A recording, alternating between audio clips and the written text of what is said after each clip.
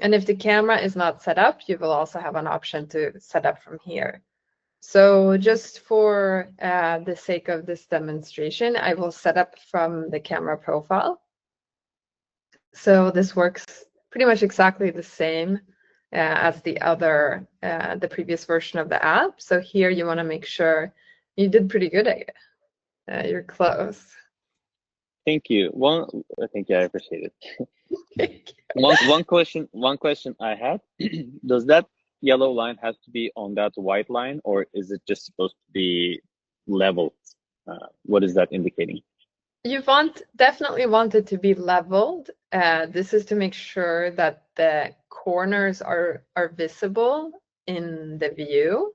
You don't have to see the corners on this page, but if the nearest touch line is leveled with this yellow marker in the preview, we know for certain that the corners are visible as well. You can also toggle to the corner view, but it's perfectly fine just to set up from here. You want to try to make sure that the line is as close as possible to the yellow marker.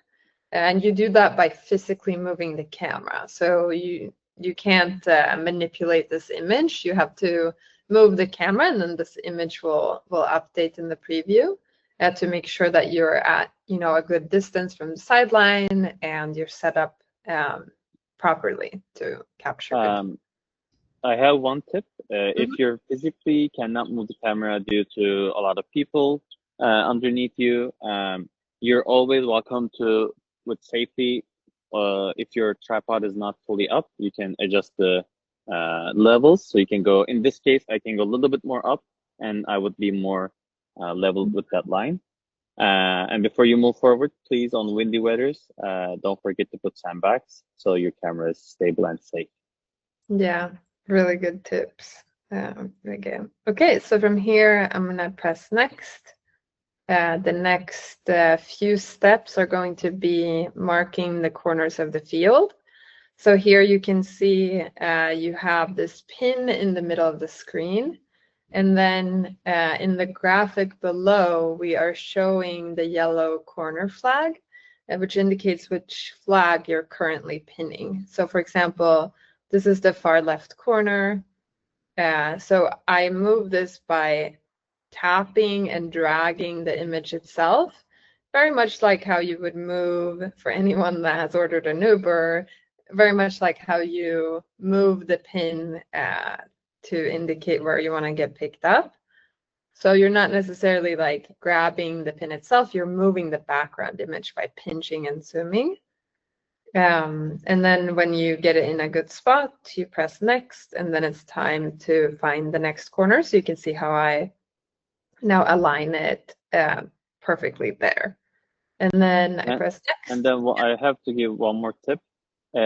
This experience, you have to pinch in and zoom, pinch in and out in order to move the cursor. We are aware of sometimes it doesn't move perfectly.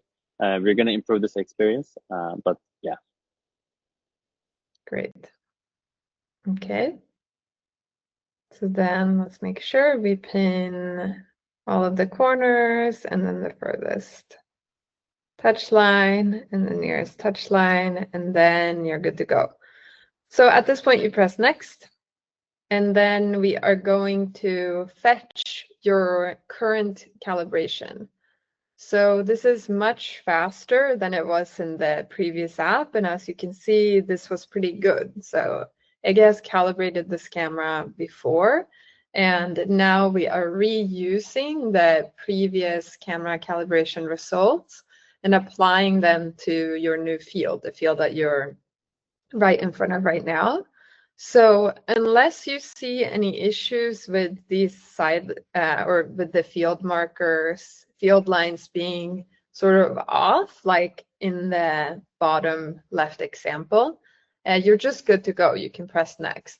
If you see any issues where the lines don't fully align, you just press recalibrate, and then we will recalibrate the cameras, and the lines should line up after that, and then you can press next. Any questions, or we're good to go? So if you don't see any kind of dramatic mismatch or any like red highlights on the screen, good to go. Exactly. Yeah. So Great. this is much faster than before. And Okay. then I have a question. I did this field. Next week, I go to a different field. In theory, most likely it's going to work fine. It's going to be, even though it's different fields, the camera is going to use this calibration and it's going to adjust for the next field. If you still see red marks, you tap recalibrate.